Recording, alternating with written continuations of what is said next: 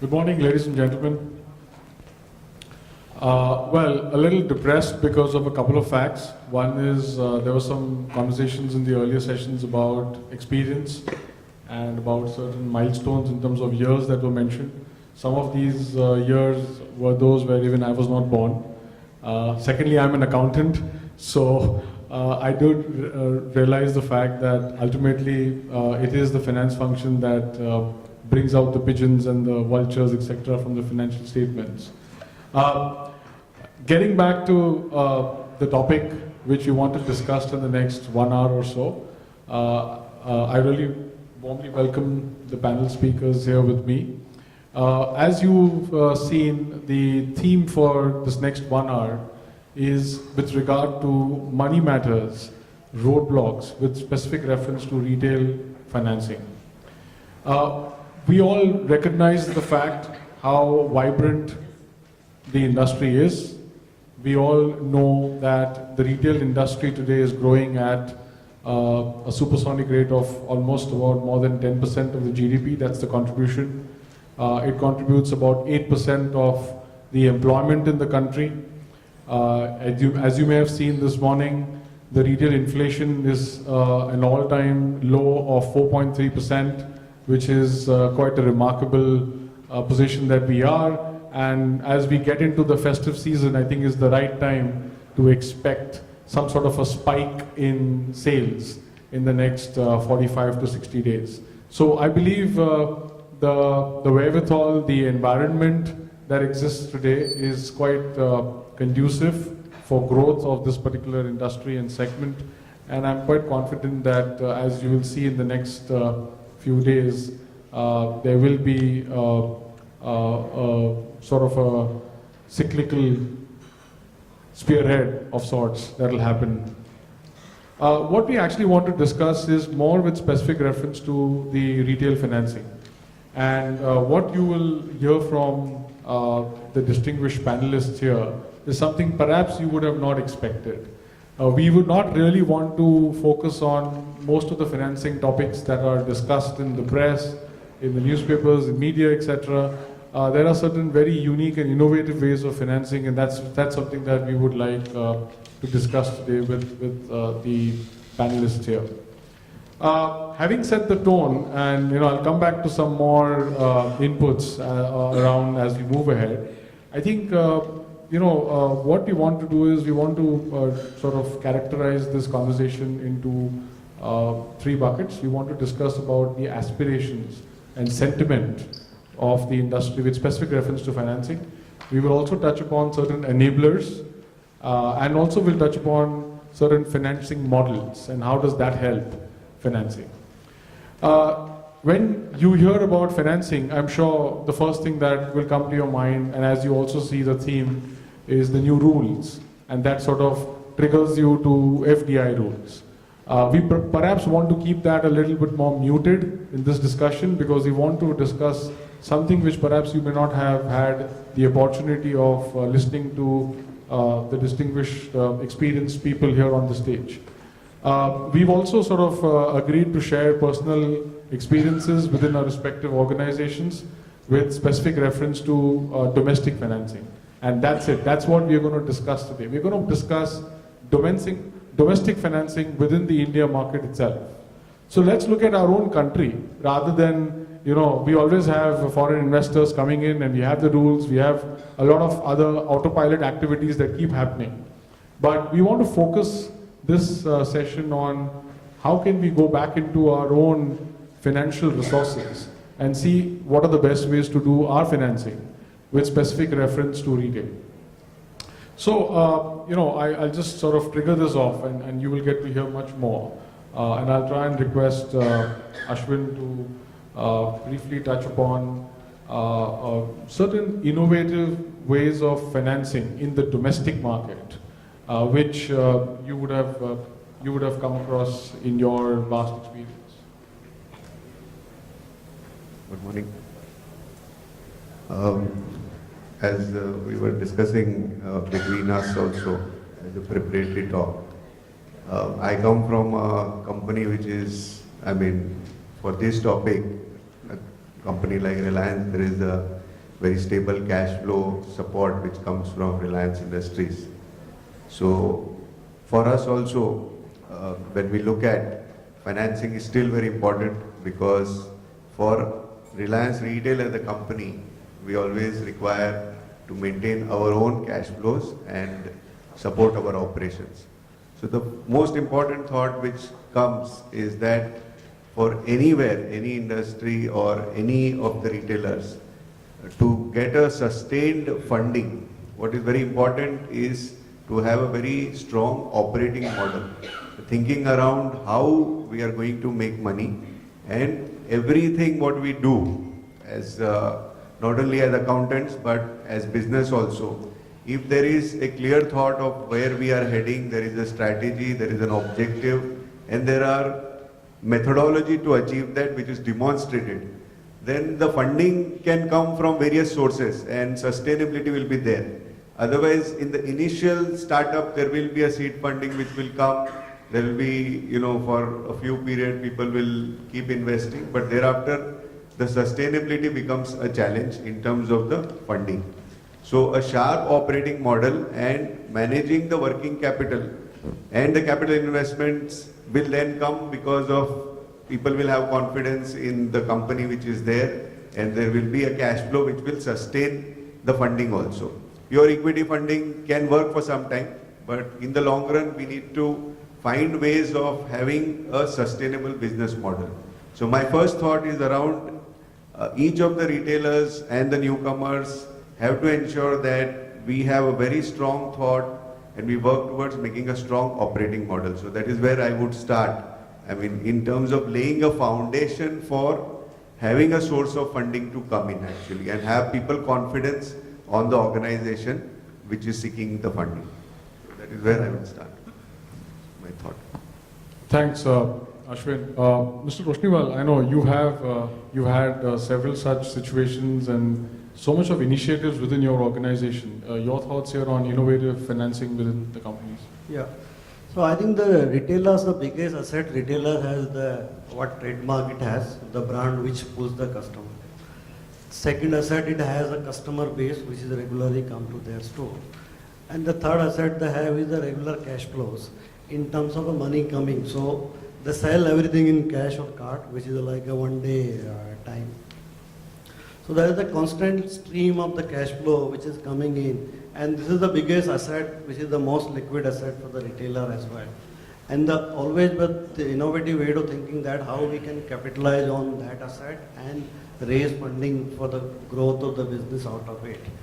So I think innovative way to the funding is how we can get the funding against the cash flow receivables rather than the traditional way of funding. So all these years, the traditional way of funding has been built with first is the industry who started seeking a funding in terms of a debt from the banks or other resources, was the manufacturing. So it was always been thought that you go and create asset, and if you have assets, the security banks will give you a loan against the asset, whether the term loan to create a capital assets or whether give a working capital loan to create a current assets and so on. So it was always been thought through that you go and create asset and then get the funding for that. No, time has came where we have to, particularly businesses like retailers, to think differently, where we have to look the cash flow and say that how we can raise funding against those cash flow. Even from a lender's perspective, it is quite a good security, because one is a liquid security. So against receivable discounting, we can fund the working capital. For funding the capex need, we can do an operating lease structure where financial keep the asset and lease out on a rental. The way we are, the most of the retailer in India is working on a lease premises rather than owning the premises, where the real estate guy is building the premises and they are taking on a rent. Similarly, we can take even the in-store fixtures and equipment and those of the operating lease structure to fund the growth of a capital financing need of the business. As far as the working capital is concerned, we can fund through the credit card receivable, which is like a third-party validation and verification. For every day sale, the credit card flow comes through a banker. And all that can be escrowed into account, and the lender can take a security of that escrow and fund that advance again. It is a little challenging task at the moment because traditionally the bankers and the lenders in India always thinking lending against the asset rather than lending against the cash flow receivables.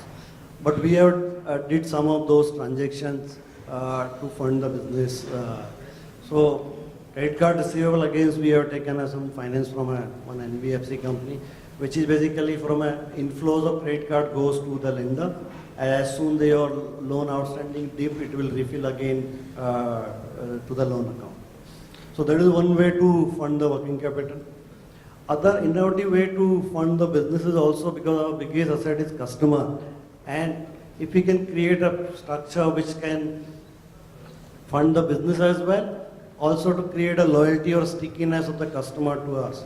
So in our format like Big Bazaar, we do a membership program which is Big Bazaar Profit Club. You pay 10,000 now and shop 12,000 in next 12 months. So it is create a stickiness as well. It is like a business been funded by the customer himself. The way in an online space people do the crowdfunding. So I think we have to think a lot of other innovative way to get the show running and keep growing the business. Thanks, Mr. Krishnawal. So I think, the message here is, departing from the traditional asset-based financing, you get into virtual-based financing. And by virtual-based financing, as you hear some of our panelists here, it means financing against receivables, you play on the float, you have membership schemes. I think that's something that I think you will definitely want to hear more. Switching over to Deepak, you pretty much manage the mobile business as well. Before I get to the technology side, but your thoughts on how would you do innovative financing? Yeah. So there are two aspects to it. One is the long-term financing, primarily for the growth of the business and to sustain your operations and all those things. And one is the working capital financing. So on a long-term financing, primarily the operating leases and the finance leases are the best way to go ahead on that, because you need a lot of growth capital for your high street stores and all those things. But for a operating working capital, we have seen some of the newer structures apart from the banks, because the banks sees the retail industry more from a restrictive category.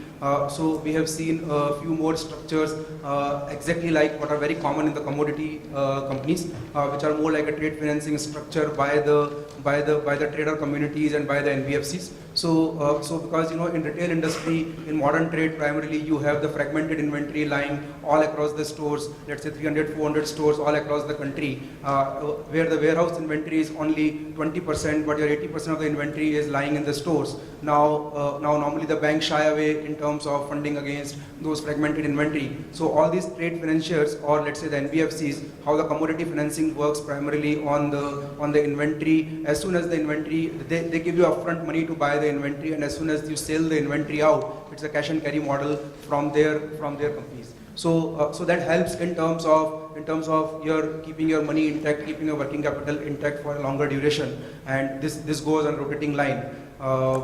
And from a long-term financing perspective, now the finance leases options and the operating leases options are available from primarily all the suppliers on the hardware side, primarily where whatever the technology hardware you are buying, primarily from the people like Dell, Cisco, IBM, or whatever it is, it's available at a very, very low interest and all those things, where you can have both the options. You can keep the assets in your books. If you want to keep your books light, then you can do operating lease also. Oh, thanks, Deepak. So you would have got a flavor of a little bit of introspection here. So you do your inventory management, do your working capital management, give a hard look at it, and you may actually land up doing internal financing, as I understand. Vinay, I know you currently manage a foreign-owned entity, but leaving that aside and given your experience, if you were to do innovative financing today, what would be your avenues? Sure. Before answering that question, I must reply to Rahul's. We all were Muni, but the concept has changed because the business has changed.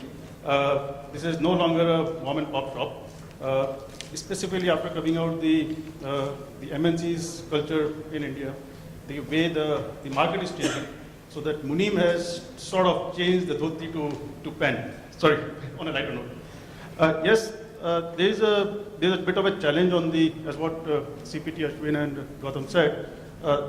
In India, we see the financing for the retail operations. I think it is not an organized sector. Whenever you go to any bank, obviously there is a sword of the RBI which is hanging around, which always says that there is a compliance. No, there is no asset-based funding. Obviously, retailer doesn't have any asset. What it has is only the liquid asset. So there are certain things which is talked about the FDI, but FDI is only limited to the capex, to the capital. I'm not getting into much into the FDI because there is a difference between the retail financing which is available outside India and in India. Because in India there are certain restrictions which itself creates some kind of a limitation. So there is some kind of a funding which is an issue. So ultimately what we restrict is, and we manage it from two perspectives, as what Ashwini started with. Best manage your business. So instead of looking at outside, generate it inside. So increase the top line, ensure, give more space to the business, and obviously the other aspect is about the funding through the inventory and that part. So FDI is little bit, I won't say that is something which is playing a lot of a larger role. It is more of a smaller role. Yes, the other thing that we also look at is the more of the franchisee partnership or partnership through the lessees or the lessor. So those kind of options where we need to look at, which is more creative instead of looking to the hardcore traditional way of. So whenever you look out for the funding on the funding, you don't really look at the asset based or the inventory based. You look at more business kind of an opportunity, and that's where these partnership alliance is coming out. So that's how we work. No, thanks. So I think, look, I mean, yes, FDI is important, but I think today the focus is not on these avenues, the way I understood. These avenues of financing look to be pretty much controlled. You don't have to be dependent on anybody else. You just have to look at your own organization, look at your operations, your management, your controls, your financials, your MIS, and that will help you to generate your internal financing if you just apply a bit more attention internally. Vinod, you've had a lot of experience in dealing with brands and stuff. Your thoughts on these innovative financing? I think the first point which was mentioned by all the panelists here is basically getting your business model right. And I'll just give an example. If you look at the last 4 months or 5 months of this financial year, and what we are seeing is the growth of funding through banks have not really happened, but a lot of money has come into the retail market or to the business through commercial paper. And what it means is that any company, you've got to be a private company or a listed company of a fair size. You've got to have a paid up capital or a net worth of about 4 crores. There are some stipulations on that. But what the opportunity is that if you manage your business right, if you appoint a agency who does the valuation of your business, there are agencies like ICRA, CRISIL, etc., who look at the fund flow, the way the management is run, etc. There are companies today who are borrowing in the market on a short term, which is about 7 days to about 365 days, at about 6.5 to 6.6%. The point I'm making is today with the base lending, the RBI repo rate at about 6.25, about 10, 20, 25 basis points higher than that, there is funds available in the market today. Now, the point I'm trying to make is that this gives the operating company a tremendous leverage to use this money to fund their partners. So take an example of a company who's borrowing at sub 7% and who's working with partners who are probably not going to get capital at less than 12, 13%. And you use this kind of leverage financing to give the partner probably at about 8 or 9%. The partner makes 3%, you make 2-3%. The business grows, the partnership is cemented, and a lot of this is happening. If you look at the last 5 months, about 35% growth in commercial paper funding has happened. And I can tell you a lot of smartly managed companies are using this not only to bring their cost of capital down, but also to work with their partners in building their business, looking at how we can fund them at lower cost of capital for them, assuring lines of supply, assuring quality, assuring capability, and that's what is going to give probably some of these companies a leading edge. So innovative financing is not about making money only for yourself. So what happens in this case? Actually, the working capital cycle could probably get longer. So your creditors, you're going to pay your creditors up ahead. So your cash conversion cycle could probably go up by a few days, but that's all right because it helps both you as well as the supplier to reduce his cost of funds. And that I think is a tremendous innovative way probably for doing business where you don't really bother on the cash conversion cycle, you're not squeezing the vendors. I mean, it's no virtue in saying that, I've got a negative working capital if your vendors are not being paid in time, that's not a virtue. But if you say I got a positive working capital where both me and the vendors are making money at a cheaper cost of capital, putting it in the business and growing the business, I think that's an innovative funding. No, thanks, Vinod. And if you were to just reflect on these initial thoughts, what are we getting into? We are getting into a situation where India is not having a liquidity issue at the moment. Okay, the 2008 subprime crisis are all over. We've all sort of lived that past. We've got enough liquidity within our country. And we just need to make a much more improvised version or sharpen our internal systems. And perhaps that seems to be an easier way out. Having heard, the experienced panelists here on the ways of innovative financing, let me get to Mr. Toshniwal. Sir, you've spoken about the soft financing, white goods financing, and schemes, cards, etc., membership schemes. I mean, these schemes, I'm sure you've launched way back. What are the typical challenges or issues that you face, both from an operational standpoint as well as from a regulatory standpoint, when you look at the success of these schemes? Because I'm sure there will be some roadblocks, speed breakers where you will have had to cross at some point in time. So what type of challenges you face which you would like to share with our participants here? So, to give you an example like a Big Bazaar Profit Club. So the whole idea is before we devising the scheme was that how I will make sure that I comply with everybody. The Companies Act, the RBI perspective, whether it will fall in a deposit category or not, how I will make sure that it is not a funding way, it is more of a customer loyalty program and sticking to that. So also to that whether it is not fall as a money collection scheme or so. So there are restrictions on the limitation and regulation from a SEBI side, there are regulation from RBI side, there are regulation from companies as perspective as well. That's why the whole thing has been worked out within a 12-month scheme only, so it is not going beyond a year's program. Why it is 12-month program is also that is we wanted to as a customer loyalty perspective that the objective of a format like Big Bazaar where the customer should come month and month again and again every month to just make sure that he has a hook on to come to that because his money is already credited with my account. And when he come and shop, he not to pay out of the pocket that time. From a perspective of large consumer base in India is also a savers. If you look at India, we are not a country of consumer, we are also a country of savers as well. Despite some low per capita income, we have very, very high saving rates. So to keep a hook on that for customer, it is a good return because nobody can get a 20% kind of a return on a 10,000 rupees swag. But the idea is not only to get the money and financing and giving that. So it is a discounting as well.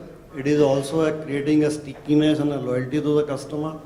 At the same time, we have to make sure that it passes the test of every regulation and every regulator.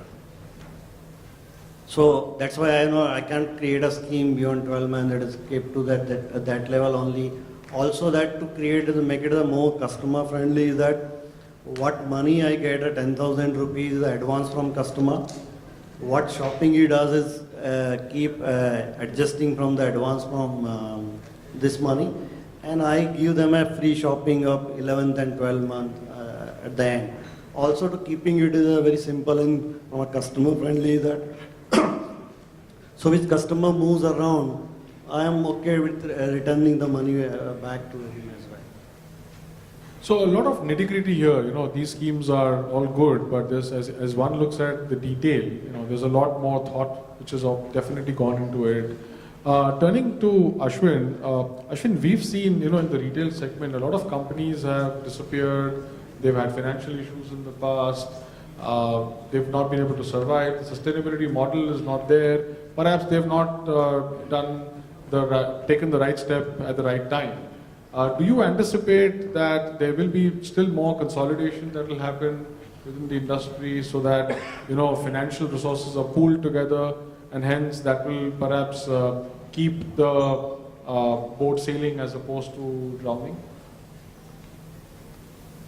Well, I would think that there are going to be large players definitely, but retail being retail, it is a very easy thing for anybody to do. I mean, so every now and then we see young entrepreneurs coming, and there is a lot of again online debate is there, but we have seen a lot of people, very good technology people making new websites and innovation in terms of apps and giving shopping convenience to the customers. So it is a very open field still actually. I think it is just really the takeoff stage, one must say actually. There are large players who are already there and they are, sort of established, and more or less somewhere everybody has stabilized in some form or the other actually, and they are having their own direction as it appears when we see.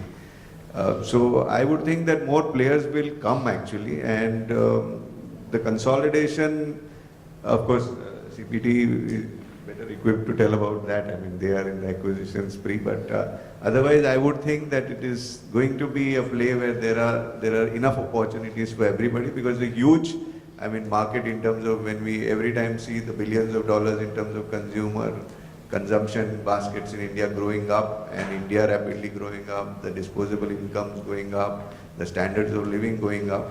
So particularly in this forum, when we look at the modern trade consumer, that modern trade consumer is constantly, I think the number of those people are going up actually. So it's just a very minuscule piece just now actually. There will be a far more boom to come, and more players will come is what I would think, and we would not be surprised if young entrepreneurs come up with this thing. So as I said, that operating model, to get the operating model right, you have a shop and then you have your sufficient number of customers, as the speaker said, that 25% increase in the sales, and then you keep your cost at where it is, then you made that shop sustainable, and then shop after shop it keeps on increasing, and your finances will finance, banks will give finance, and also touching upon the various avenues, as they've also mentioned that the e-GV piece of it.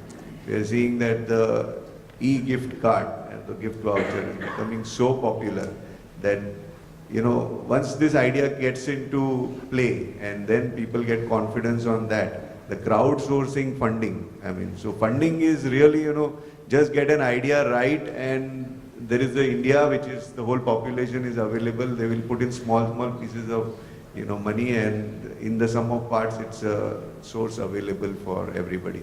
So I think there is a lot of opportunity, and consolidation, yes, there will be in pieces, but I don't see too much happening also at the time. Sorry, just to jump back on. Yes, please. This is what the idea is, what CFO has been considered as more of a business partner.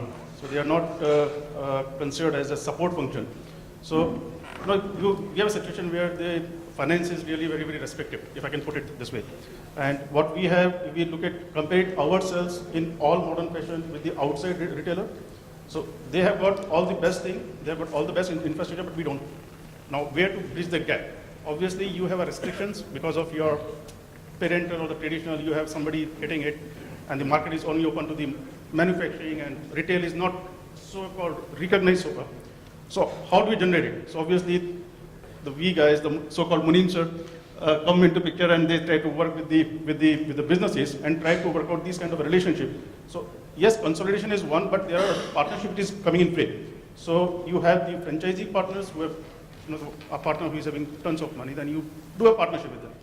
You have got the landlord who is sitting on some kind of a boundary, so you do a retention. So what's happening over a period of time, and that's something which is may not be the right word, but probably that's what's happening, that you take a sideway and start creating that partnership. And that's what a kind of a funding which is coming up, like credit card, the EMI, those kind of thing comes up where the financing happens, but it happens more on the partnership. Like I'm sure Gautam was mentioning about earlier. Yeah, no, thanks, sir. Thanks, Vinay. So I think, what is important, the theme I heard is retail needs to be recognized more. I think I picked that up from what you said, and I'll try and have a conversation with Kumar further on how do we popularize that. Vinod, speaking of partnerships, just picking onto that, I know you had some thoughts on partnership with regard to suppliers, with partners, bills. What's been your take on having these partnerships with other related agencies? See, the other point that I want to make, I spoke about the supplier partnerships and leveraging, commercial paper and using that to, cement better rates with partners and keeping them. The other opportunity, I think, is, how do we partner best with the customers that we have? So, if you look at today our customer cycle journey, and somebody rightly said that, today we have so much information of customers and yet we don't have that information. So if you look at it, a customer enters our store, there's an orientation journey, whether it's online or offline, he gets oriented to the store. Then there is a moment that he makes the purchase. Then there's a moment that he makes the payment. Then there's a moment where he requires delivery, and there's a moment when we need to care for the customer. So at each and every point of interaction, whether it's an app which tells him how to direct him in the store, or whether it's an endless aisle which tells him how to recognize the material that he wants and do a virtual trial of that, whether it's a platform like e-wallet which helps him to quickly make that purchase, or it's something like an MBFC doing a funding of the transaction that he does. There are so many opportunities to enable the customer and ourselves to partner in the process of him buying that product, experiencing that product, and then making that payment in an easy way, and that's what customers are looking. So when you mentioned the point about, is there going to be a consolidation? Is there going to be growth? Yes, there's going to be growth. Yes, there's going to be consolidation. There will be growth for those people who understand the dynamics of customer, who understand the dynamics of allowing him to experience the product and giving him the facility of, pick, choose, select, pay, collect, return. So those are the people who are going to win the game. So there's going to be consolidation. A lot of large players are in. A lot of small players will consolidate. A lot of small players will succeed. Because at the end of the day, those who understand, and if you look at a mom and pop store, he's also going to succeed because he understands the customer, he understands the consumer, what he wants. In fact, the other day we were discussing that why do we think that the mom and pop store perhaps may be more successful in touching a customer for continued business? I think it's because he recognizes the customer face to face. And that's an opportunity which therefore the customer comes back to him, he rotates his, he gives credit to the customer, therefore customer buys more. So as you increase the scale of an operation, the challenge for big retailers is how well we understand a customer and how well we can then fund that life cycle of the customer, understand what he wants, and then use technology, use partners to enable that funding around the customer. So Deepak, go ahead. I just want to touch upon the technology side, where there are few more innovative methods. What currently we are in process of doing and some we have done is that there are three more things. One is that all the brands normally gives you the fixtures on your stores and all those things. So we have done a few unique things on the monetization of that. So let's say if some brands give you 10,000 rupees for every month for every store, which becomes, let's say on a 300 store, let's say on a size, which becomes roughly around 3.5-4 crores type of inflow in a year. So we have negotiated with few brands that why don't you give us advance on day one of next 3 months or 6 months fixture outflow. So that increases your growth capital. That gives you the growth capital to invest in somewhere else. That is number one. Number two, what we have done is that we have done a unique thing, which is as a traditional retailers, currently earlier we were not figuring out our details of our customer. So now what we have done is that we have seen there is a big opportunity in terms of monetization of customer database. So what we have done is that we have started capturing database for last now 3 years, and what really we are doing is that we are connecting with like-minded people where they need our database. So let's say today if we have a database of 5 to 6 million customers, so and that database we can curate based on the separate business requirement, and then we have done a deal with 3 or 4 businesses where we will give them database, and our let's say the inflow would be linked with the number of messages sent, and also the revenue sharing. If some customer clicks on that, then there is a different sharing. If some customer really purchases the product, then there will be a revenue sharing to that. So that becomes a regular stream apart from your regular business. So it's more like a monetization of a database. And the third thing, what we are in currently process of doing is that, being in a mobile industry, we have the demo units on all our stores. And in the demo units, normally the light is lit because you have to be bright. So the brands have some restrictions in terms of the demo unit should display the brand analogy, brand movie, and all those things. So currently we are in the process of discussing with one FMCG where we are telling that we will display on few times on the FMCG products on those display units which are lit up, and when the customers are coming, it's like the advertising monetization of the display units what I have on my store. So that really gives it's a revenue flow, but it gives you additional capital in terms of your growth measures and all those things. So that's where the innovation comes into the play with the technology. Without technology, you can't do all these things. No, thanks. I think just sticking on to technology. See, today, there's a lot of intangible in this industry. We all recognize brands, customer databases, goodwill. All that is intangible that sits over here. Software plays a very integral role. I'm sure most of the people over here are aware. Just recently the first ATM pizza was launched in the US. Similarly, you have something called a fashion mirror, where you simply have to stand in front of the mirror and you will know exactly how you will look when you wear a particular apparel. So this is, on the backbone a lot of a lot of automation, on a lot of technology. So Deepak, again, today if you were to launch these innovative products or you were to help other companies launch, because to get the shopping experience, and if you were to go go to a bank or an NBFC for funding, what would be sort of your experience, and how would you then resolve it? Because you need to, on one hand, we all recognize the consumer is the king. You need to get that particular equipment to attract the consumer, but on the other hand, you have your own restriction, right, in terms of funding. So normally there is software and a hardware part, both of it.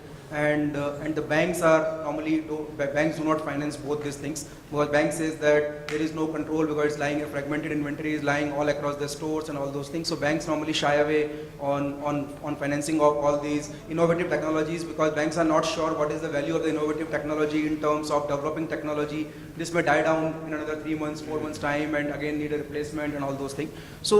But we have seen that the NBFCs are more let's say easier in terms of convincing them, in terms of coming to the terms. So and plus the suppliers. So the suppliers who are supplying those fashion mirrors, those let's say the iPads, which have become quite a common thing in the retail industry, where the customer journey is being done on the iPads and all those things. So we have seen that the suppliers like the IT suppliers, the IT equipment suppliers, plus the IT distributors, they are quite open now in terms of looking at the lease financing as well as the normal let's say the unsecured financing against the equipment lying there, which will be in the EMI forms or which will be in the monthly forms, which can be long term, short term. But yes, it's a difficult part because still the software they don't want to fund. So for funding software, you need to rely only on the monetization techniques of the databases and all those things. No, thanks. So I think, the catch over here of these innovative funding is you got to be careful, right, as I understand, because you may want to do a few things, but you may then realize that you may not be able to get enough backing. But I know, Mr. Roshniwal, you've had experience of dealing with a lot of these NBFCs who have provided these soft loans or some sort of funding. So what's been your experience on that? I think in terms of financing the technology investment into the business, the most of the hardware part can be done on operating lease structure with the equipment providers. As far as the software is concerned, I think again here rather than capex, you can work on an OPEX model, which is use the software as a service SaaS model. So some of our point of sale system and all we use SaaS as a model where we have to pay the software as a service is charged off to P&L. So you don't need to have asset in your book. You don't need to. So rather than charging of having asset in the book and charging of a depreciation, you pay straight away software as a service. Just bundle everything together in terms of a depreciation, in terms of AMC and everything. So as far as software, it can be worked out a structure where you can work as software as a service, SaaS model. As far as the hardware equipment is there, it can be worked out with the operating lease structure. Most of the large equipment player also will provide you operating lease structure available for those IT capex. No, thanks. I'm conscious of time, so what I want to do is maybe we leave about 10 minutes for questions from the audience. But just before we open up the floor for questions, a couple of points, I would like the panelists to add. So one, I would direct to Vinay. You're the one who has the FDI today, and switching gears now between your experience in getting foreign money into India as opposed to these domestic funds. I'm sure there are challenges on both sides, but what's been your take on the comparison? Let me just correct there is a general perception that FDI aa gaya, kaam ho gaya. But FDI is only for the initial capital. So ultimately, none of the business can survive on the capital, I'm sure, which everybody understands. So I think we need to restrict the understanding about the FDI. It is good, but that is only not to run the business, not on the working capital side. Yes, for working capital side, when we are talking about in the retail form, it is not allowed because of the restrictions. It is allowed for the larger industry, for the manufacturing. So we had certain restrictions on the FDI, but as far as running the business, we depend on the domestic funding. And that's where you get into the general JV relationship, you get into other partners relationship. So I think for this panel and for the benefit of the larger segment, the FDI we need to limit only to the capital, nothing more than that. So I think here the discussion is more of how we get the funding for the operation. No, thanks. So that's an important thought. An FDI, the way I understood this also is more one time. It's just for your initial setup, even if you were to get the FDI. But then you need funds for moving ahead. You need funds to grow, and you need funds to operate, right? And get more sales out, get the top line reached. You cannot go back again and get the promoter asking for the money. I mean, FDI again, whenever you go back to your promoter again, they said, okay, you need more capital, here it is. But you cannot run a business on a capital note. Absolutely. So I think that's where the Indian mindset works, where you have domestic sources for this. So what I'd like to do is, I'll start from Vinod, then maybe I'll request each of the panelists to some concluding thoughts on what's the future of financing in retail. What would you look up to? We've spoken about a few, but just some additional thoughts. See, my view is that the question of financing will come only, like you rightly said, you must have first a business and a business model that generates cash flows, and then you need financing either for getting your capital expansion, you need financing for working capital. So obviously, we're all saying that first you must have a business and a model and then financing. So it's very important that while we all know that there's a lot of consumption happening today, we are a 1.3 trillion consumption economy, it's all going to double in the next 3 years. Modern retail is going to go 3 to 4 times, online is going to go 6 times in the next 5 years. So everybody is talking about big numbers, and a lot of money is going to come into the industry. Now the question is how that money is going to come, what consolidation is going to happen. My view is that at the end of the day, those who manage their business efficiently will get capital at a good price. And when you get capital at a good rate or a good price, you can leverage that in partnerships. So you could leverage it on the long scale side, on the long end side by having partnership with developers or having partnership with franchisees where they invest in the capital, fixed capital, and you invest in the working capital and grow the model on a franchisee route. You can invest on the working capital by leveraging on models that are set on commercial paper, using it to support your vendors. You can work with the customers and third-party aggregators or third-party providers and look at models to help the customer to have a shopping engagement and at a comfortable repayment model. So a lot of these models, if you ask me, the way I'm seeing it is that today the customer is not going to pay an EMI for debt. He's not going to like to take something and pay an EMI. So a lot of companies are taking those EMIs on their books. So obviously when you take EMIs on your books and you sell, so if you let's say you're a furniture business and you're a customer, you come and buy furniture 1 lakh rupees, you got a 6-month or 9-month EMI. A lot of companies are taking those EMIs on their books. So at the end of the day, only those companies who can profitably sell those products with those EMI loaded is going to win. So it's not a question of getting cheap capital, but it's a question of getting the customer to come back again and again to buy your product because you have something which he wants. So in my view, those are the models which are going to win. So thanks. Vinay, your thoughts on the future I of think finance? pretty much on the similar lines. We need to look more innovative ways of getting into the more partnership. Nobody, whether it is Indian or the international investor or the promoter, capital is good, but capital always comes at a cost. At the same time, we don't have that organized funding market here in India. So obviously, we need to look more of the business proposals, like what we know that rightly said. So I think the more and more thing will come based on the partnership and based on the more facilitation of doing the business. So am I right in saying that the ask is to have some sort of an organized retail financing? Correct. Yeah, one of So, the asks. I mean, today we don't have, say for example, which I just mentioned, we could go to just taking an example, which I'm sure everybody must be knowing, the ECB is available for working capital, but that's limited only to the manufacturing. Now, where the retailer go? I mean, manufacturing can maintain it, but he won't be able to sell it unless until it comes to the retailer. So somebody needs to look at it. So we need to at least get that kind of a mindset, obviously as a forum, and making a request from this forum, from the government agencies, that we need to look funding availability to the wherein ultimately the money comes in. Yes, it is good to have a good manufacturing setup, but the manufacturer will manufacture, but where it is going to sell it? Ultimately, it is going to be sold through a retailer. And that's where, if you are not taking care of the retailer, ultimately you are not completing the loop. So that's from the point comes in. ECB is supposed to, again, a very small example. It is available, why can't you just include it to the wholesaler or to the retailer as well? So there are various other products that need to be put in the channelized form, and restrictions are good, but restrictions should not be meant to stop the business. So that channel need to be completed. Appreciate.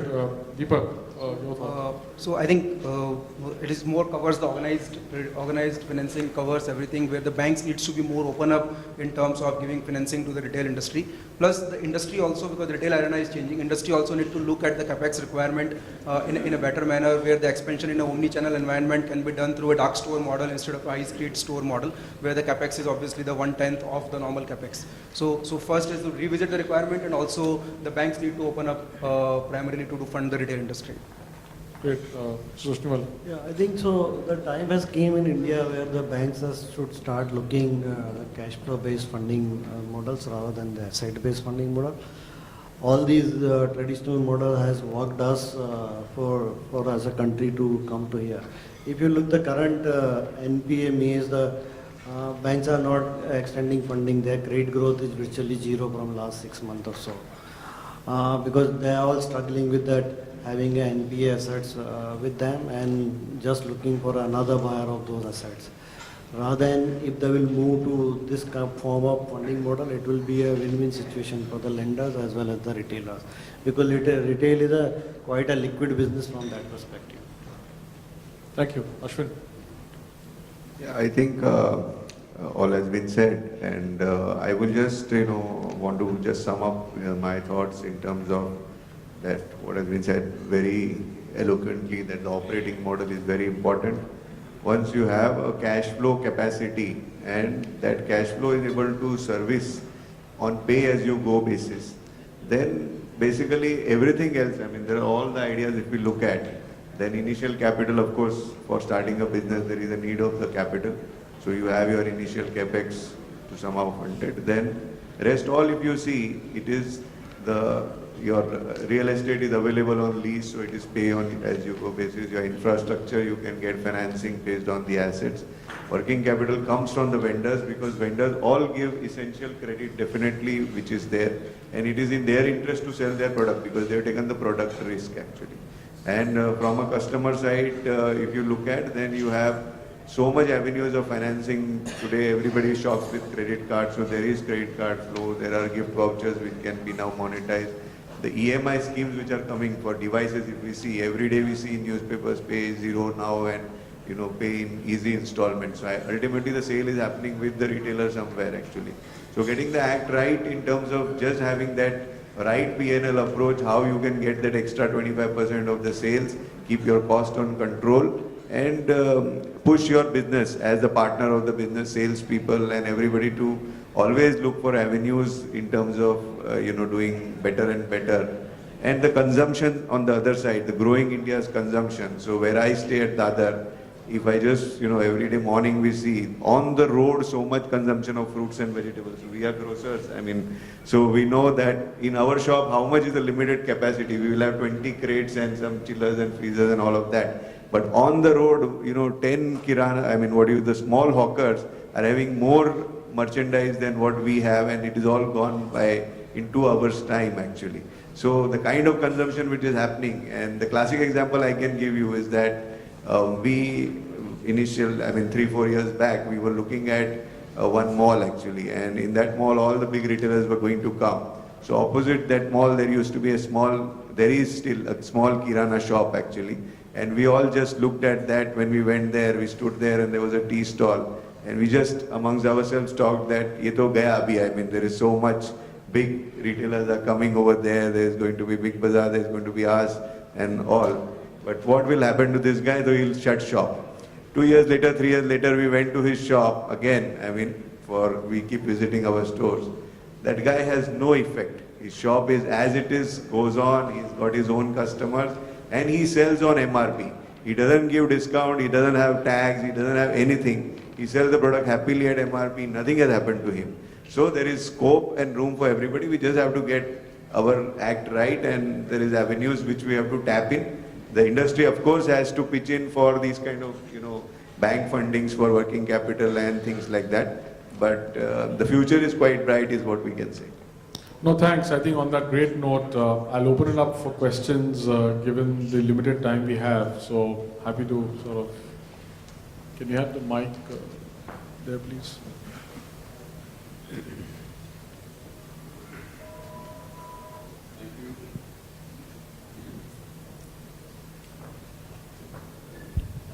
Thank you, guys.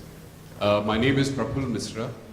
The last 10 years, I've been helping retail brands to earn what you're calling funding, but earn non-traditional revenues from footfalls and customer loyalty programs. And Deepak, your point was very hit hard.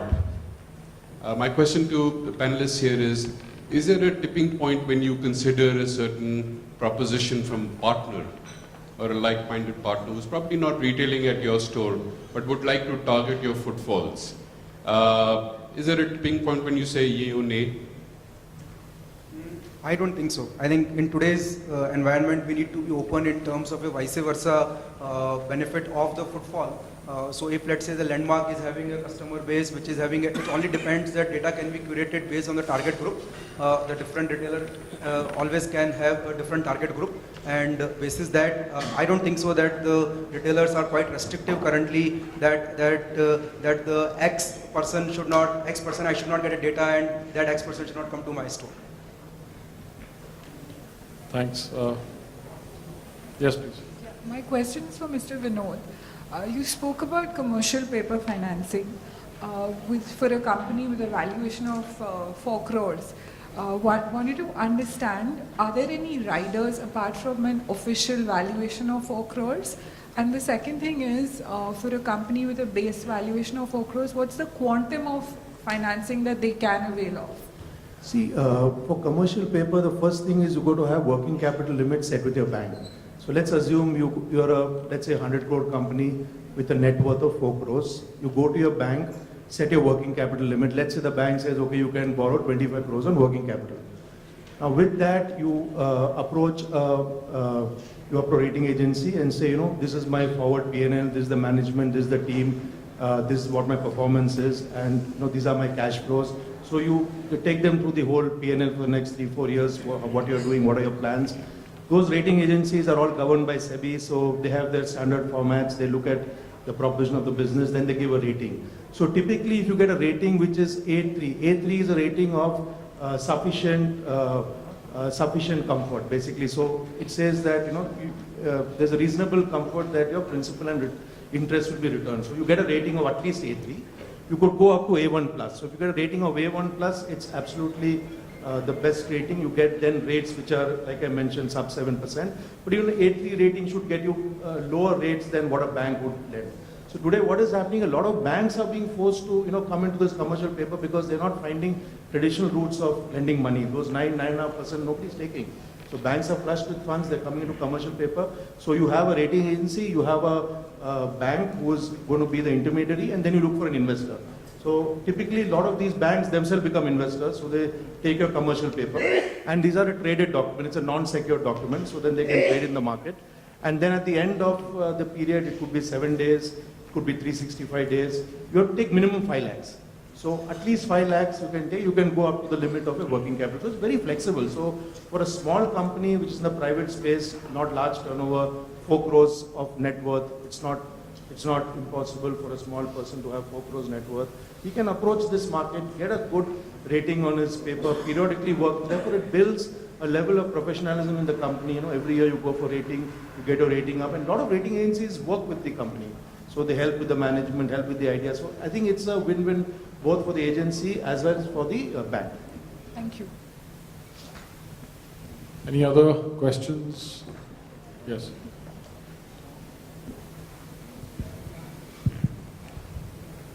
I had just one question when you said on monetization of customer data. So what you meant was monetizing it in terms of higher sales, or by cross leveraging it with other like-minded player, or you are saying getting some income out of that customer data? I missed that point. Yeah. So it is primarily a cross selling by the other people. So let's say X retailer who is in a fashion space, if he has the customer data, and the retailer who is into a grocery space, if he needs that type of data, he can pass on that data to him, and it can be a revenue sharing arrangement on that data, that whatever that customer is able to buy from the grocery data, he can get some percentage out of it, maybe a 1% or 1.5%, 2%, depending on the gross margins of the separate businesses. Normally the revenue sharing is done. And how is that monitored in terms of It's through a technology medium where it's through a SMS mode, and then there are when there is encashment in the system, then there would be a separate code. The codes can be sent to the respective customer of your database, and that code can be filled in when he is buying a grocery. The code can be filled in, and then it is monitored that the XYZ persons have come through a fashion retailer, and he has purchased from there. So there are aggregators who help. They are aggregators for that. Okay. Yeah, there are aggregators, and this is all within the ambit of the data privacy policy. Right. So nobody shares the data just like that. I mean, you don't tend to sell data. It is with the customer. When the customer wants to participate in a program which is run, which is with the consent of the customer, these kind of things can happen. Sure. Thank you. I think we've just run out of time, so we can take balance questions perhaps offline. I think it's very clearly evident there are lots of thoughts. I'm sure the finance professionals in the room will have already started thinking around how do we reinvent and try and get more innovative ways of financing. The panelists here, I'm sure, will share all of their insights, so do reach out to them. And, I was about to add one ahead. thing. We have this logo of Make in India that is aimed at manufacturing. Can't we have, obviously, from your stalwarts, can we have sell in India or consume in India kind of a logo where retailers can be taken care of? Just a thought. So Kumar, that's something which you and I can work together and do some advocacy around it. So with that, we come to an end at this session. I would like to thank all the panel members for their excellent insights. I know they've just given a flavor of what is there in their mind, but believe me, there's a lot more thought process that's sitting there, and sort of happy for you guys to tap into it.